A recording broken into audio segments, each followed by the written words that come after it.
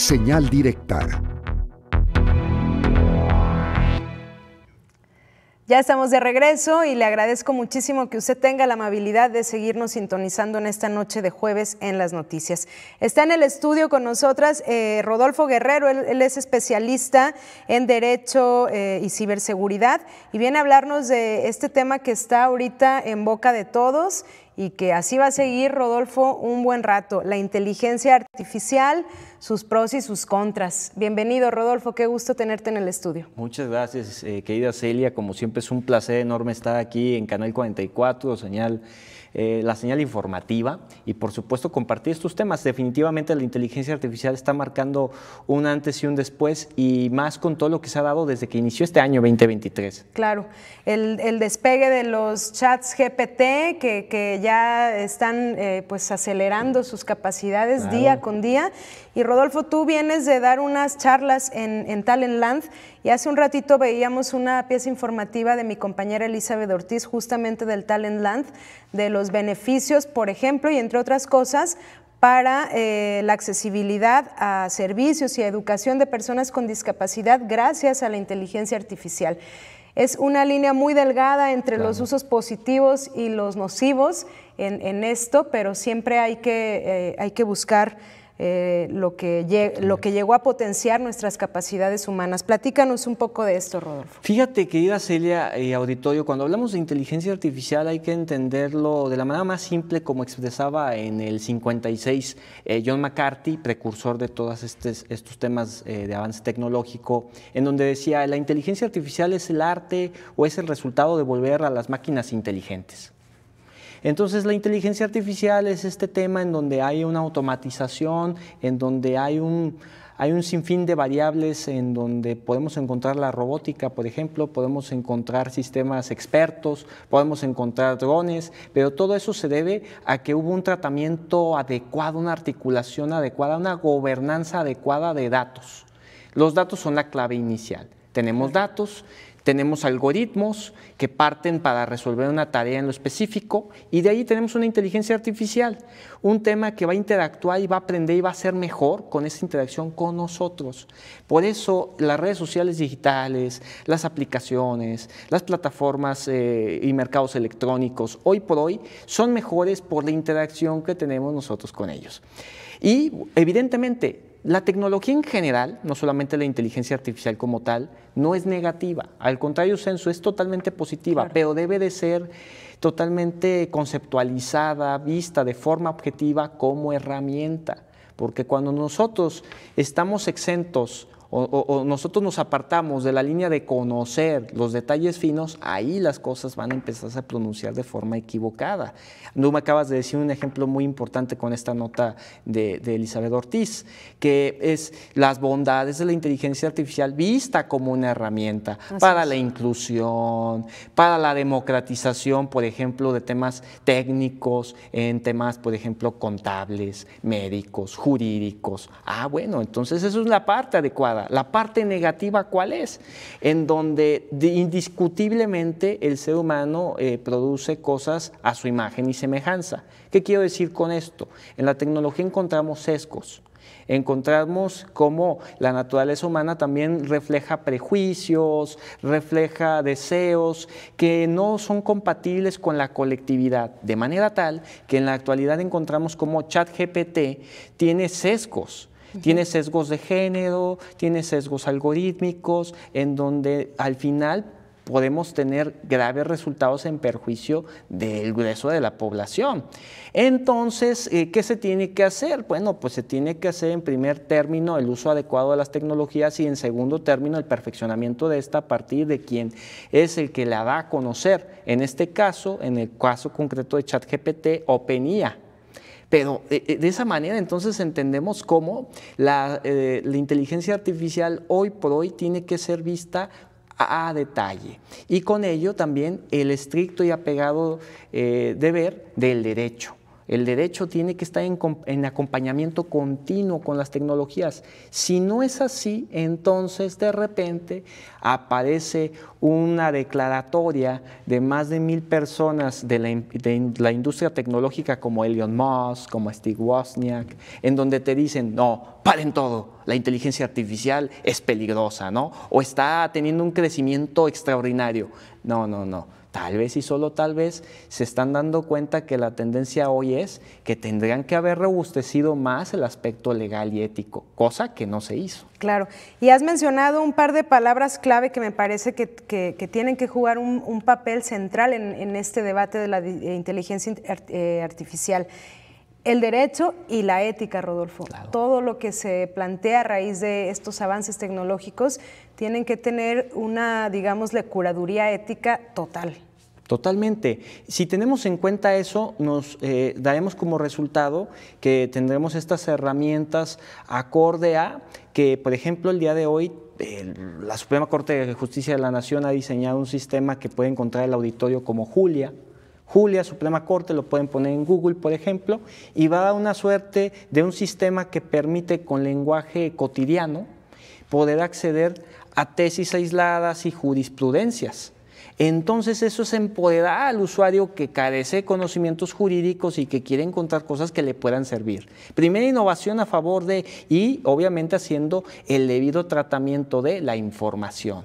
Porque esto es bien importante. Cuando uno hace una innovación tecnológica de esta naturaleza, tiene que estar apegado otra vez al marco jurídico, y el marco jurídico en nuestro país nos dice, en el caso de una plataforma de gobierno, que debe de estar apegándose a los temas de evaluación de impacto, que está estipulado en la Ley General de Protección de Datos Personales en posesión de sujetos obligados. Y aquí te dice, hay que establecer los mecanismos de protección de los datos personales. Por eso, cuando tú ves una innovación que sea propuesta para un tema de datos biométricos, tiene que llevar esta obligación implícita y no exonerarse de ella. Oye, acabas de poner sobre la mesa un tema relevantísimo, la protección de los datos biométricos.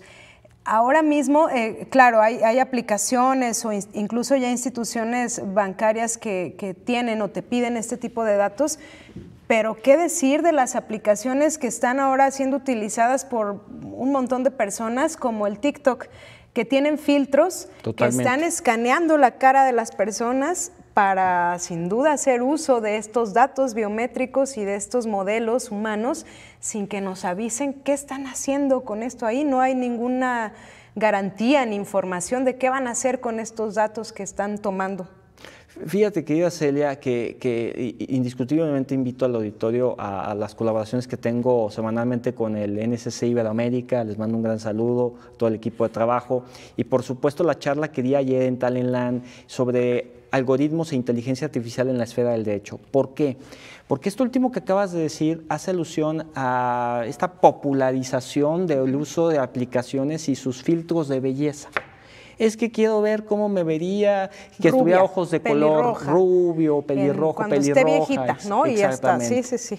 Entonces, al día de hoy, las más populares y que utilizan justamente la inteligencia artificial para exponenciar estas variables y precisamente esta adicción por parte del usuario puede encontrarse en Meitu o en Lensa, que son dos aplicaciones que han tenido una gran cantidad de descargas en los últimos meses y que han tenido como resultado que sus innovaciones, que sus aplicaciones sean más robustas. ¿Por qué? Porque estás actuando con ellas. Claro. Pero además, para que tú tengas esa suerte en donde tú pones 15 fotografías en esa aplicación. Cuidado, 15 fotografías, temas de rasgos faciales, bueno, las pones. Entonces, como resultado, te van a poder arrojar temas de cómo te verías como superhéroe, ¿no? Cómo te verías como un personaje de la Guerra de la Galaxia. Ok, muy bien, pero ¿qué va dentro del trasfondo de todo ese ámbito colorido? Pues precisamente que esté en juego los datos y que no te diga que realmente esos datos van a seguir con ellos, Sí, dicen, bueno, la fotografía no, ya no está, pero a ver, los metadatos ahí siguen. Y se están usando para algo. ¿Quién sabe para qué? Y precisamente los usuarios ya están entrenando gratuitamente a la inteligencia artificial y nadie se quejó de eso. ¿Por qué? Porque el gancho ya estaba hecho. ¿Cómo te verías con esta representación de las películas que ves de los temas de ciencia ficción? Bueno, entonces ese tema, hoy por hoy, tenemos que tenerlo muy presente en la lectura de términos de servicio. Hoy por hoy, la persona, todo ciudadano debe de estar obligado a leer los términos de servicio de aplicaciones de esta naturaleza para no usarlas. Entonces, el tema del resultado o del supuesto beneficio es bastante costoso y bastante peligroso a lo que es cuidar tu información. Cuidar tu información debe ser lo más relevante. Eso lo podemos encontrar en esas aplicaciones, eso lo podemos encontrar en plataformas digitales, incluso que son muy populares en la actualidad, como la de OnlyFans. Una plataforma que dice salvaguardar la propiedad intelectual del usuario que genera contenido VIP, que bueno, muchas de las veces ha sido popularizada esta plataforma por contenido erótico o sexual, pero que al final, conforme vas leyendo los términos de servicio de dicha plataforma digital, te das cuenta que después te dice que no, que utilizará el contenido que genera el creador a nivel mundial, lo cual es totalmente antagónico ante un principio de territorialidad en propiedad intelectual. O sea, fíjense entonces qué tan importante es en la actualidad ver los detalles finos. Nadie le gusta leer. Entonces, preguntémonos por qué tenemos tantos problemas y preguntémonos además por qué en la actualidad, ante tendencias en donde hay rayos de luz de esa alfabetización digital de la que hemos hablado en otros espacios y oportunidades, hace que hoy por hoy la gran industria de la tecnología, los grandes CEOs digan, no, espérame tantito, hay que detener todo. No. A ver, significa que nunca le diste la atención al tema de transparencia y rendición de cuentas. Y te estás dando cuenta que a lo mejor México, en un futuro no muy lejano, puede establecer esto a favor de la ciudadanía. Y eso sería demasiado plausible. Tendrían las naciones que legislar, pero también el usuario ser sumamente responsable. Y a modo de conclusión te preguntaría, Rodolfo, no tenerles miedo, pero sí, si las vamos a utilizar, leernos de pe a pa los términos y condiciones para entonces saber si me conviene o no utilizar dicha plataforma. Totalmente. Y en la ruta de la inteligencia artificial, querida Celia Auditorio, el tema es bastante complejo. Justamente partimos de ese relato del 42 de Isaac Asimov, en donde hacía referencia a las leyes de la robótica. Hoy ha existido una controversia enorme con el tema de vehículos autónomos, en donde alguien se deslinda de la responsabilidad, dice, pues el carro se maneja solo, pero ¿qué pasa? Pasa que ya sucedió un caso en donde el conductor se deslindó, estaba viendo una película en su carro, modelo Tesla, y choca, porque el automóvil tomó la determinación de no arrollar a las personas porque el conductor se eximió de su responsabilidad de estar pendiente. Entonces el auto tomó la determinación de chocar y con ello matar al conductor de manera inmediata. ¿Y qué pasa ahí? Bueno, que probablemente el día de hoy podamos decir que la empresa sea exonerada de responsabilidad porque no hay un veredicto final en ese caso que estoy comentando, Joshua versus Tesla.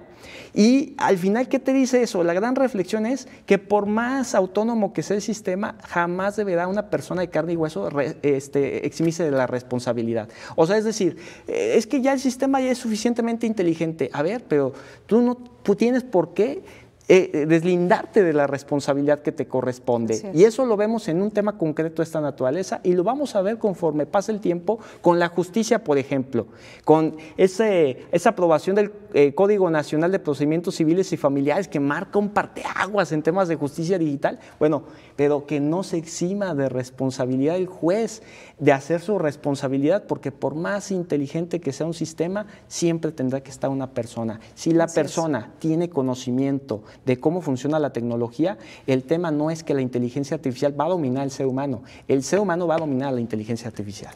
Pues sin duda, Rodolfo, muchísimo queda por debatir y muchísimo queda por ver respecto a los avances de la inteligencia artificial, así que lo mejor que podemos hacer como usuarios pues es estar bien informados de los riesgos y las oportunidades y entonces tomar las mejores decisiones en consecuencia. Te agradezco muchísimo, Rodolfo, y nos quedamos pues al pendiente para lo que surja respecto a la AI, la inteligencia artificial. Gracias, Rodolfo. A todo el auditorio, un gran abrazo a la distancia. Estaremos pendientes. Muchísimas gracias a nuestro especialista en ciberseguridad.